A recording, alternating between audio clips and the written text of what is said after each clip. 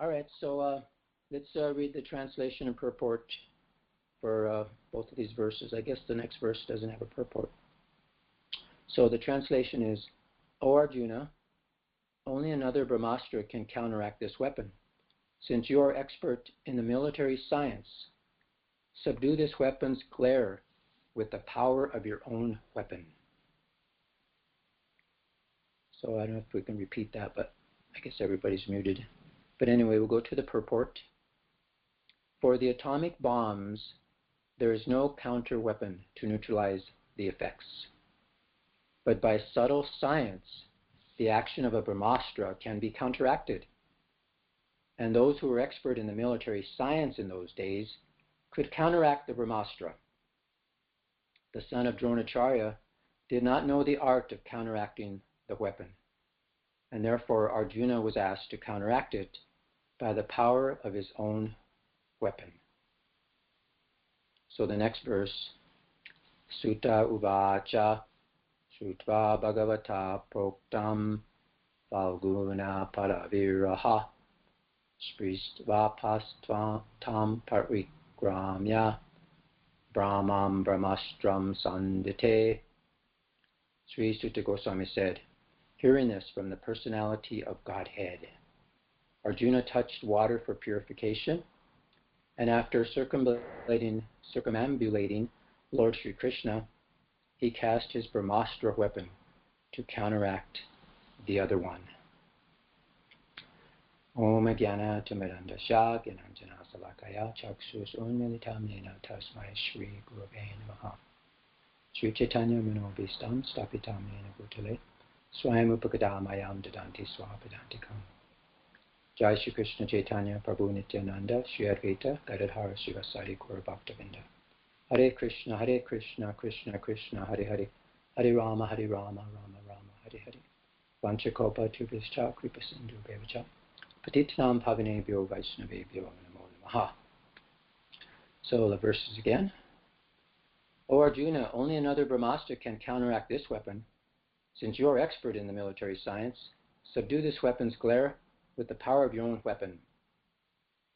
Śrī Sūta Gosvāmī said, hearing this from the Personality of Godhead, Arjuna touched water for purification, and after circumambulating Lord Śrī Kṛṣṇa, he cast his brahmāstra weapon to counteract the other one. So, you all may be wondering, what does Dronacharya have to do with this particular verse, and why this particular picture here? Well, Dronacharya is mentioned in the purport, and we all know him as a very worshipable personality, very learned. He was a brahmana, became a kshatriya, and he taught the Pandavas and the Kauravas martial arts. And he has a son here who is also a friend of Arjuna's. Actually, in the Bhagavad Gita it says that Arjuna didn't want to fight because his friends were on the other side, and Asvatthama's name was mentioned. Also in the Bhagavad Gita, Srila Prabhupada alludes to Dronacharya when Duryodhana went to him and said, just see how your intelligent disciple has arranged this phalanx. And he knows his history. And Prabhupada mentions in the purport how this Dronacharya had a quarrel with Drupada, another great king. So this is an interesting lesson we can learn from Dronacharya about this pastime. Here's his son, who created probably the most horrible, heinous crime for those days. It wasn't even heard of what the type of crime he committed. It was terrible. He killed the 5 sleeping sons of the Pandavas, and he didn't even please his own master, Dronacharya, what to speak of anybody else. It was totally unnecessary. A very bad activity, very bad, sinful activity he performed. Unfortunately. And in the verse today, Arjuna is taking shelter of Krishna. he offers him wonderful praises, as was mentioned earlier, previous verses. And he even, before he even asks him, he offers prayers glorifying the Supreme Personality of Godhead. And he's asking him for his advice, and now he's going to circumambulate him, and he's going to do what Krishna said. So just imagine this. Here is the Supreme Personality of Godhead before you. Aham sarvasya prabhavo. It's the source of all spiritual material worlds. Just see, here's a nice graphic of the universe. There's a spiritual world above and the material worlds, and Krishna is the source of all these things. And this is who Krishna is in association. Arjuna is who is in association with this personality of Godhead. What can you fear? What can you not overcome when you have such a personality? In the purport, I just cut out one section here where Prabhupada says that Lord Krishna says, because everything is born of me, I am the original source of all. Everything is under me. No one is above me. There is no supreme controller other than Krishna. One who understands Krishna in such a way from a bona fide spiritual master, with references from Vedic literature, engages all his energy in Krishna consciousness and becomes a truly learned man. In comparison to him, all others who do not know Krishna properly are but fools. So here's an interesting clue here, that we have to engage all our energy in Krishna consciousness. Understand Krishna properly. Actually, this is what Krishna wants. He wants us to see the universe how he sees it and utilize it the way he wants it to be utilized. Just see, here's the spiritual world. I enlarged it so you can see it a little better, the top part. Krishna is the source of all this. And here we are in the material worlds. You could see the earth there, barely. It's just one bubble. We're within one bubble, a universe. Look at all the millions of universes emanating from Krishna's body. It's amazing. This is Krishna. How come you even fathom it? It's just totally beyond. And this reminds me of another story of Dhruva Maharaj, when he was attacked by the yakshas. They did all this illusory, energy. Where it looked like the whole universe was coming at him.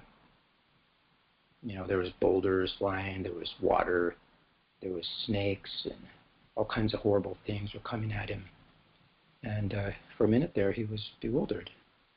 But when he took shelter of Krishna, just like Arjuna did, then he was able to get rid of this illusion, which was created by the demons. So here we have it, a hint, the illusion.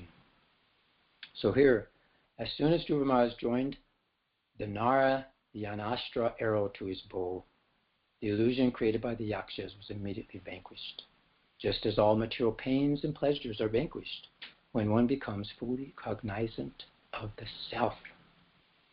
And it's a nice purport by Srila Prabhupada. Krishna is like the sun, and Maya, or the illusory energy of Krishna, is like darkness. Darkness means absence of light. Similarly, Maya means absence of Krishna consciousness.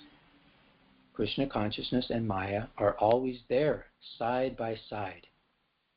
As soon as there is awakening of Krishna consciousness, all the illusory pains and pleasures of material existence are vanquished. Mayam metam taranti te. Constant chanting of the Maha Mantra will keep us always aloof from the illusory energy of Maya.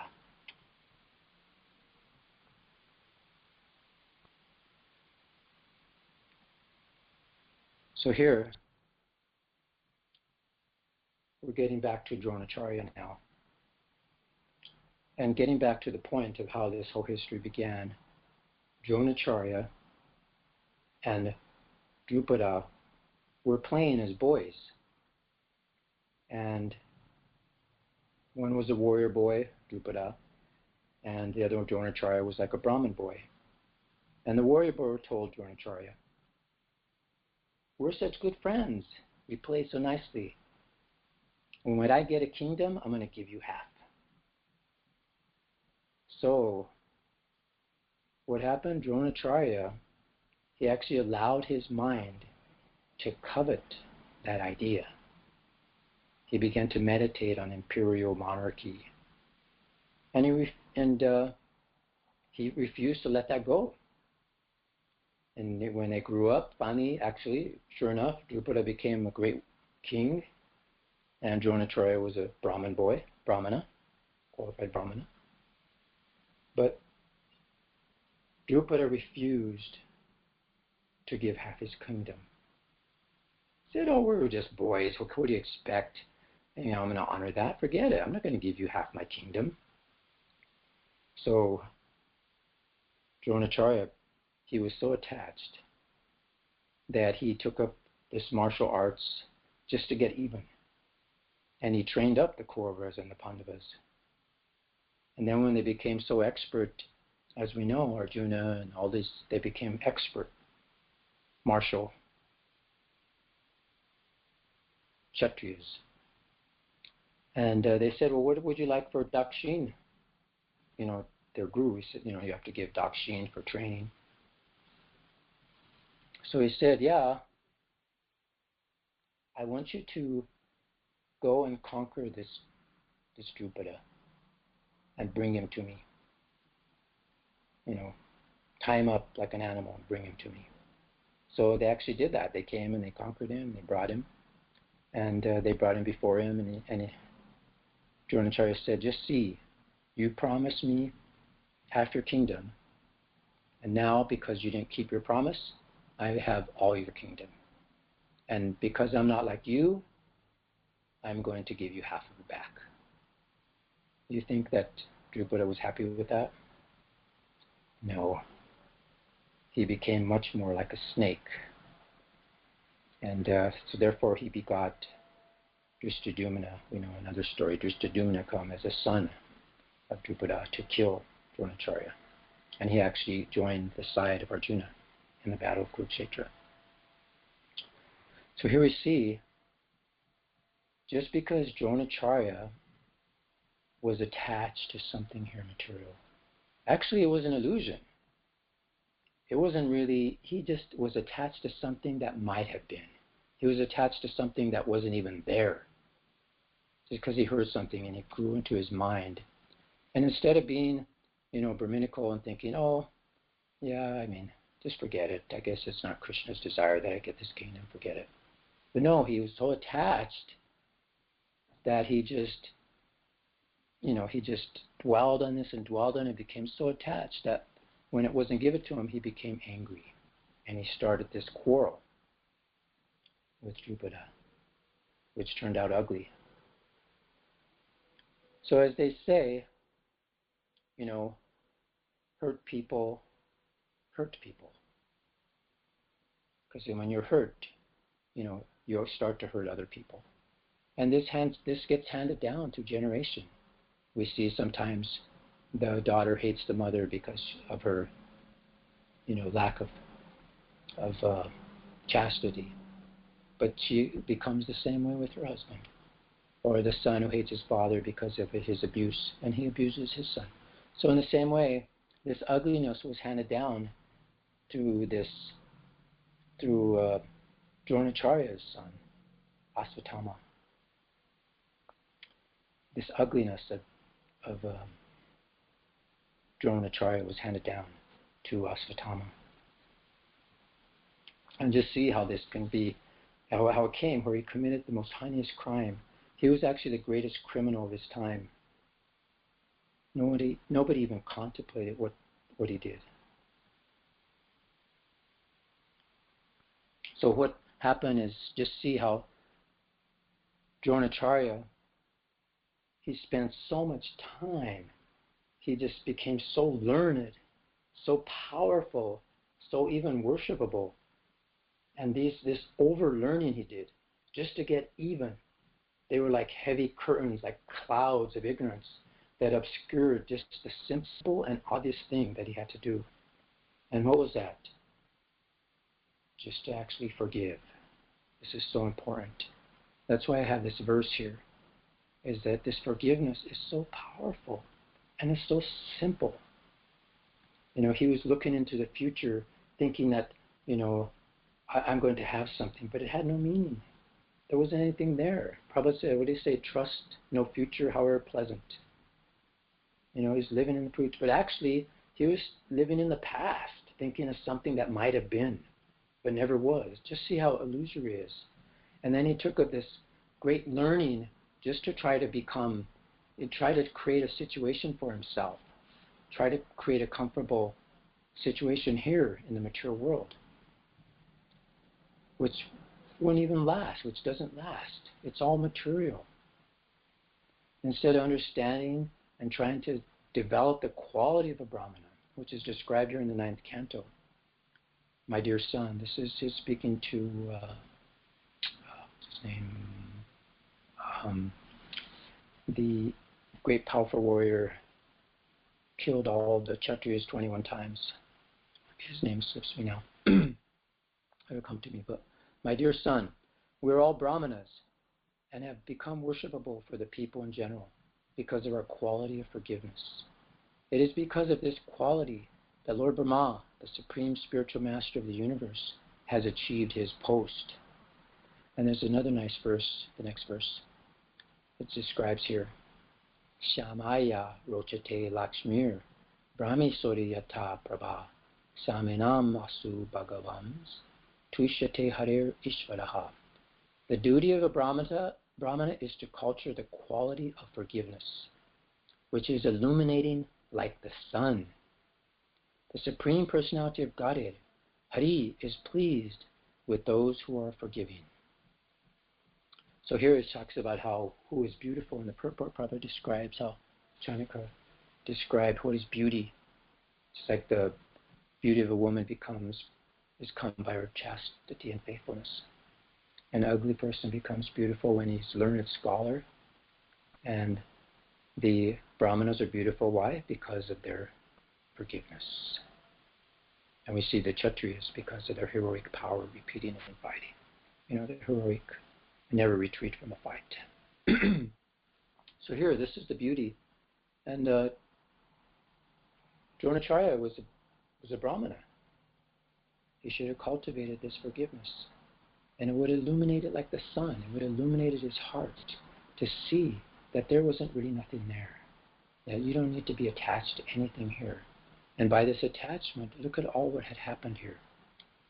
Maybe his son would not have been influenced in such a way. That ugliness would not have been, brought out in such a heinous crime that he committed.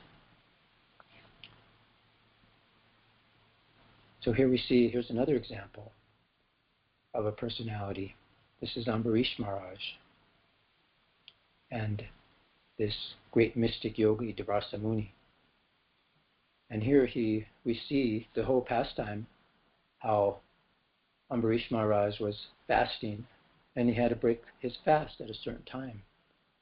And just so happened, this great mystic yogi came, Davrasa Muni, who is pretty much an incarnation of Lord Shiva's anger almost. And so he wanted to be respectful and have his guest eat first before he breaks a fast. But when you break a fast, sometimes it's only a few minutes you have to break it. So Davrasa Muni decided to go take a bath. And it was taking a while, and the time was going to pass for him to break his fast so he could get the benefit. He's fasting for a year. So he asked the brahmanas. He didn't just take it up on his own. He asked his brahmanas what he should do. I didn't want to offend the brahmana, and I need to break my fast. So they told him, just take a little drop of water. That's breaking and not breaking your fast.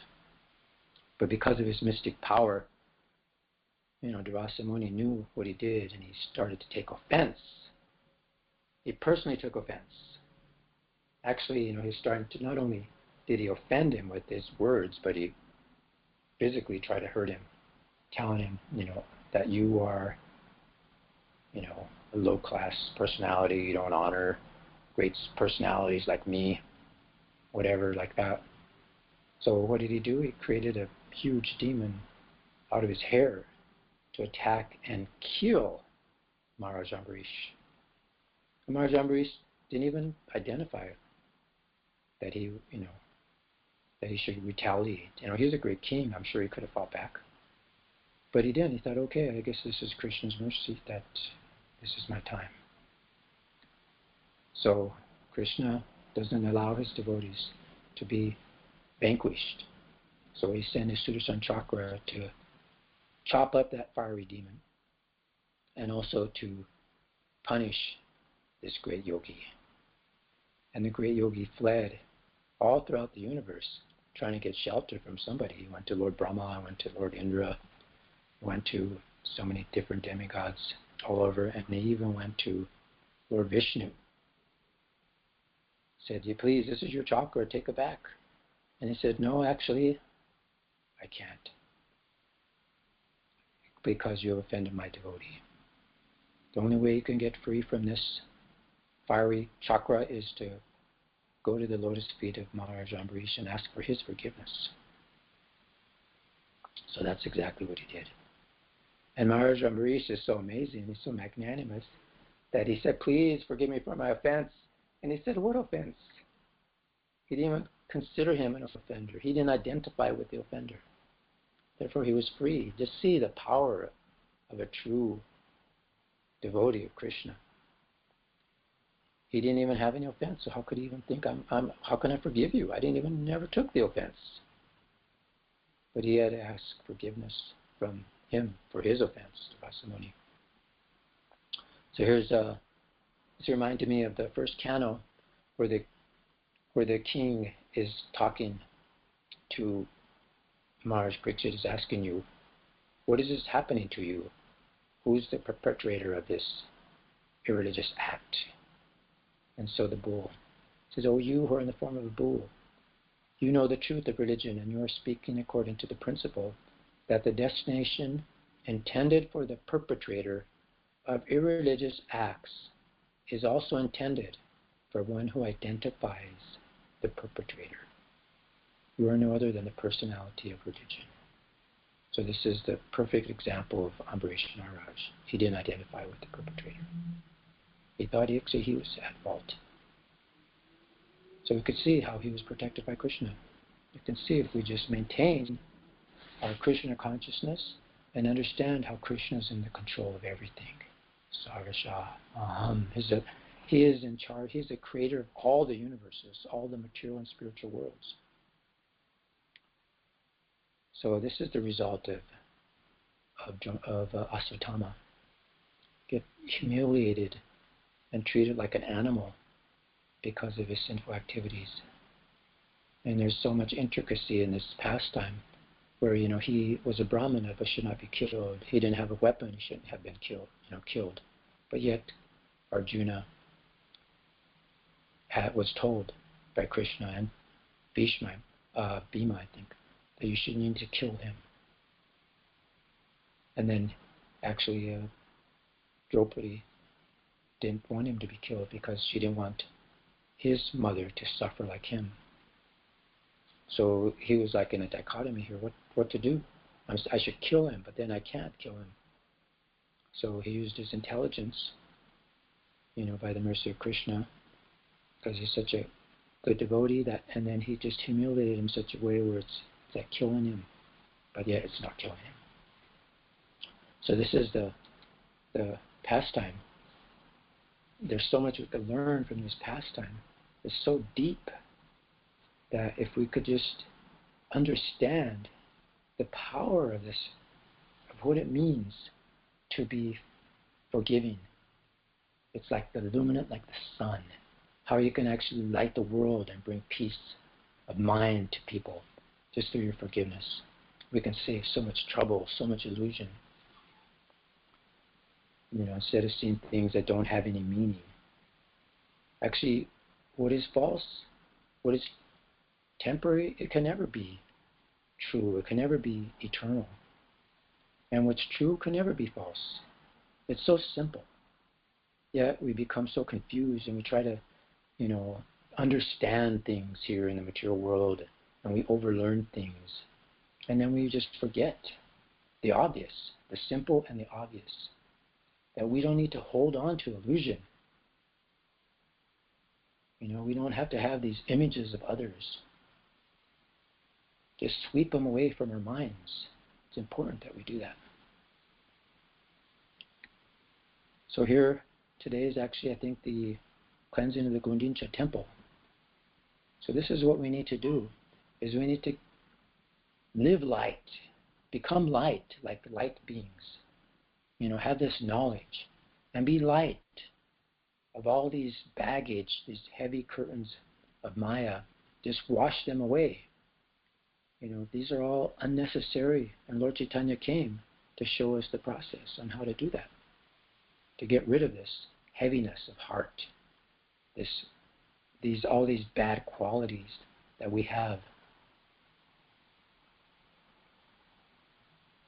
You could just go on and on describing all these qualities. There's so many of them that are described. Forgiveness, it relieves us of resentfulness, bitterness, so much burden. And then we can actually advance. We can advance joyfully further in Krishna consciousness. And then Krishna, as we see the Pandavas, they were maybe mistreated, by Yudhishthira. They were taken what was rightfully theirs, and they had to send out into the forest for 13 years. And because they were devotees of Krishna and they took shelter of Krishna, they tried to avoid revenge. They were forgiving. And when it was finally that there was no other alternative, Krishna came and settled the score. See, nobody can actually, if someone offends you, they cannot really restore how they've offended you. If someone ruins you, there's no way they could restore you. They don't have the power. But the personality, who is the source of all the material and spiritual worlds, just see what he can restore. He can restore. And he restored the Pandavas. He gave them everything. He gave them the whole kingdom. So this is Krishna. So this is what we forgive in order to be free from burdens of unforgiveness, resentfulness, bitterness, illusion, and we'll be joyfully advance further, faster. So we let Krishna settle the case. And we could actually get paid back twice what you lost. The happiness, the peace, the victory. As we see so many pastimes in the Srimad Bhagavatam. And here's a nice purport which kind of summarizes what we can learn just from one simple pastime with Krishna and his devotees, what the things we can learn. So here Prabhupada writes in the purport that as described in the Srimad Bhagavatam, the Lord appears and disappears according to his relationships with different devotees. The Vedic literatures contain many narrations of the Lord's pastimes, including the Battle of Kurukshetra, and historical facts relating to the life and precepts of devotees like Prahlad Maharaj, Dhruva Maharaj, Ambarish Maharaj. One need only concentrate his mind on one such narration and become always absorbed in its thought. Then he will be in samadhi. Samadhi is not an artificial bodily state. It is the state achieved when the mind is virtually absorbed in thoughts of the Supreme Personality of Godhead. So this is the proper use of our energy. And there's nothing more powerful than our thoughts, because how you think, what you think about, what you want is what you start to get and create, even if it's an illusion. And the whole material world is created to fulfill our illusions. So we have to become free from that. Otherwise we become bound in a complicated series of so many different events, like Dronacharya.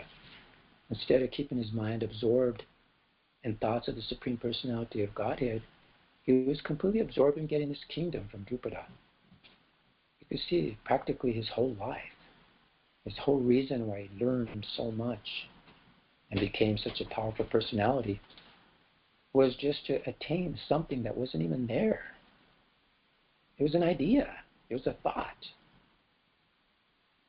So we'll be careful of what we absorb our thoughts in. because Krishna is so kind, He will actually create a situation where you will actually achieve that.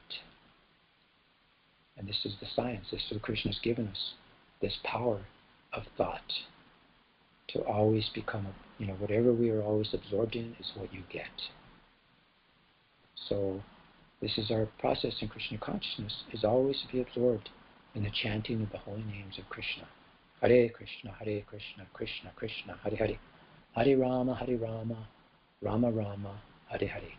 And absorbed in these transcendental literatures like Srimad Bhagavatam, Bhagavad Gita, all these transcendental literatures that we are so fortunate to have in this day. They're so easily accessible today. Bhaktivinoda Thakur's disappearance day was yesterday, and it was interesting. One devotee was saying how Bhaktivinoda Thakur took him like 8 years to try to find an authorized Chaitanya Charitamrita. Took him 8 years. And now we have it available with this, like at the flip of a button, in our pocket,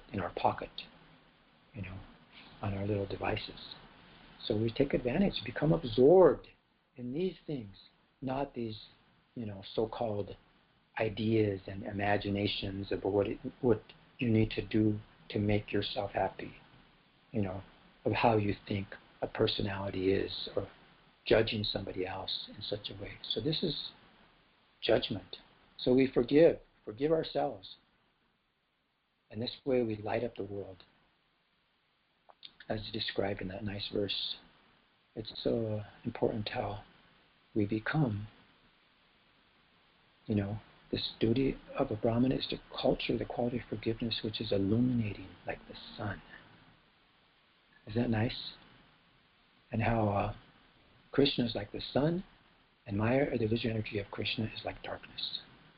So that's what we need. Just get darkness is the absence of light. That's the ignorance. That's the clouds. That's the illusion, the heaviness, all these bad qualities. As described here, they're always side by side. So we just have to decide, make that decision. And then what will happen? All the illusory pains and pleasures of material existence will be vanquished. So we keep that by chanting the Hare Krishna Mahamantra. Jai. Okay, so I'll end there. And if there's any comments or questions or realizations, we can have a discussion. Okay, we'll lose everybody. You still need to give me a second here. Oh, good. I was logged in the whole time. Okay, now you're all set. Hare Krishna, Prabhu. Thank you Hare so Krishna. much. Thank you so much for wonderful class. Actually, it's very important, I think, for us to hear this about forgiveness and compassion to each other, because it's a biggest stumbling block in our Krishna consciousness. Mm-hmm. For some reason I can hardly hear you, though. Your voice is very soft. I'm sorry. Can you hear me better? Yeah, better now. Yeah, better now. Yesterday we found Radhanath Swami lecture. In that lecture he was saying that to see faults in another's, we see the fault in another, we should never speak about it, but understand that because we see that fault in another devotee, our fault is many times bigger than his fault that we're seeing. Yes. Yeah, by identifying with the fault finder, we actually get the result of that fault. Thank you, that's very nice. Thank you. Hare Krishna. Anyone else have anything to share?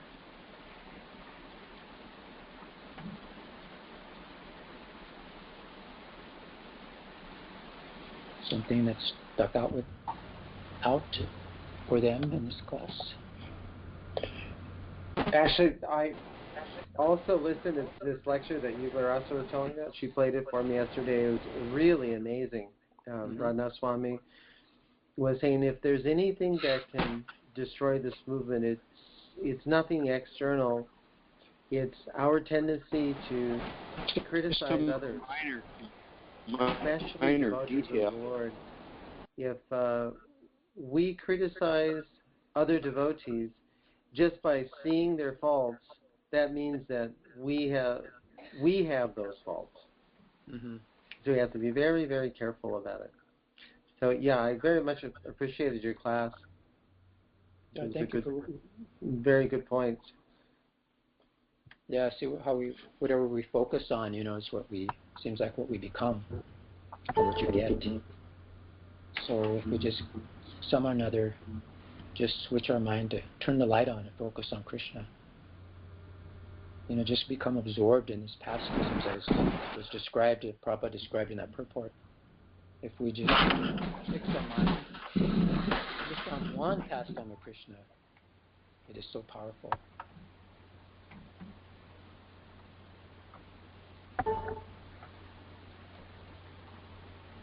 I would just raise the point that, can you hear me okay? Because I'm down at the beach. Yeah, I can hear you fine. You're the loudest one. Okay. With regard to if we see a fault in someone, then that's indicating that our fault is worse. But just to add a little balance to that, we do have to discriminate with the quality of various devotees' devotional service, because if someone truly has faults, we have to be very careful not to associate with them.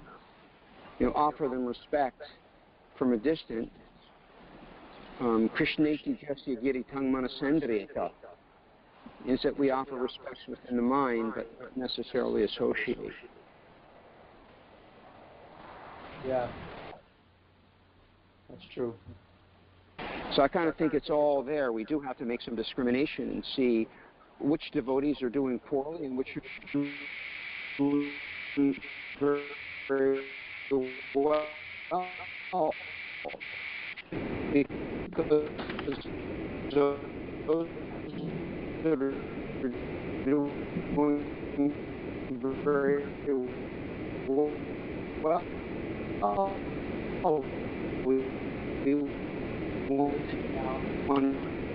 we want to get difficult to hear you.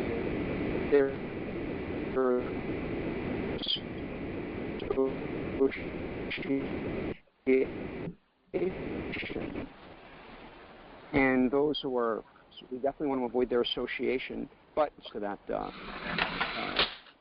can you still hear me now? I can hear you now. Just started again. We didn't hear before the. Okay. Well, anyway, I'll just sort of repeat what I said. It's just that it's really important to have that balance. Yes. The balance that we do have to see, we do have to discriminate. Hopefully, we're coming to the platform of Madhyamadikari. Mm-hmm. And on that level of Madhyamadikari, we do have to see, who's doing well, who isn't doing well, so we know who to associate with and who not to associate with. But of course, always offering respects. And even if the devotee is having lots of problems and has many serious faults, we very much appreciate the positive aspect of what they're doing, not so much the negative. But we do have to make that discrimination, so we're careful with which we associate. Adibo. Thank you, bro. That's important. Yeah, we discriminate, but it's not like we just dwell on other people's problems and bring them out and meditate on them to the point where, it's like it becomes part of us. So that's how we just forgive. Actually, when you forgive, it's like they say you're letting a prisoner free, and that prisoner is you. When you hold grudges and stuff, you actually become a prisoner like that, into that bound. But thanks, Narahari. That was great. Any other comments or positions? Can it be beneficial to give them our association then, if they're having problems? Sure, that's real mercy. Do it in a very, expert way, in a very kind way. Like, however, But yeah, that's what our whole purpose is, to give our association someone another, bring them up. Talking about Krishna together, enjoying prasada. There's so many wonderful things you could do together. Guru, thanks for bringing up that whole point about Drona. I've read the Mahabharata a few times, and it never occurred to me how you're talking about by the way we treat others, then it perpetuates that way. Yeah, it's interesting. Yeah. Thank you, Prabhu. Yeah, there's so many, just like as Prabhupada said, there's so many narrations, and if we just meditate on one narration, we can achieve samadhi and learn so much. There's so many wonderful examples, so graphic and powerful examples given of these personalities in the Srimad Bhagavatam, that is, transcendental literatures. Jai.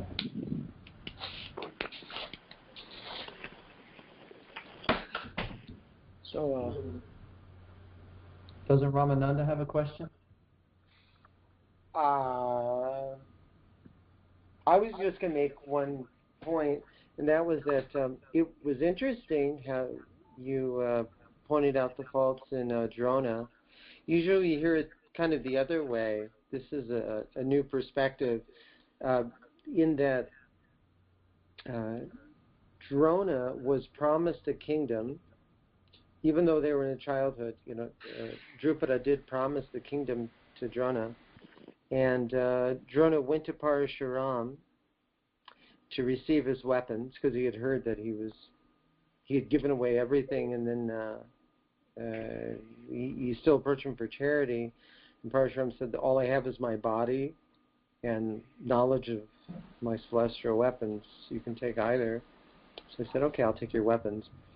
And after he learned the weapons, that's when he went back to Drupada and said that in our childhood, you promised to share your kingdom with me. And then Drona was insulted. Drupada said that you're not on my level, so that promise doesn't count. And then the other thing was that once Drona came back with all the Kauravas, including the Pandavas, and they leveled Drona's kingdom. Drupada's kingdom. Drona offered half the kingdom back because he immediately forgave him, even though he was insulted. But on the other hand, Drupada could never forget. He was insulted. He had a kshatriya nature, so he could not forgive. And that's why he had that sacrifice later on. And he wanted to get a son. So Drishtadyumna was born, so was Draupadi at that time. So kind of a different perspective. Yeah. It's interesting to hear both sides. So it almost sounds like Drona actually had more of the qualities of a Kshatriya than actually a Brahmana. I mean, in his heart. Yeah, he became expert. I mean, why, like you were saying, why was he so attached to the idea? If he was a Brahmana, truly a Brahmana, then he would feel he wouldn't be attracted. But if he had more of a passionate Kshatriya nature, then maybe that's what fostered the attachment. Yeah. Someone asked Prabhupada, he said something like that. What Prabhupada said, how, well, he's a Brahmana, and Brahmanas are meant to teach. So he became expert at teaching military science. But yeah, I guess he did. That's why I kind of chose this picture of Dronacharya. It kind of looks like a little bit of the dark side of him. So, with that one quality of unforgiveness and how he just harbored that for so long and what it caused. It was just amazing. And how it affected his son, I guess. That's what I would be thinking. So, yeah. Jai. Oh, glory. Okay, Prabhu. Sounds like everybody's pretty satisfied. Okay. Thank you, Prabhu. Thank you. Opportunity to serve you all. Reminder for everybody that if anyone likes to listen in tonight at 6 o'clock Hawaii time, Bhaktivedanta Damodar Swami is giving class, and then as far as tomorrow, Mother Urmila is giving class for Srimad Bhagavatam. So thank you very much, Prabhu. Thank you. All glories to Srila Prabhupada. Right. Thank you. Hare Bol. Hare Krishna. Hare Bol. Haribo, Hare Krishna.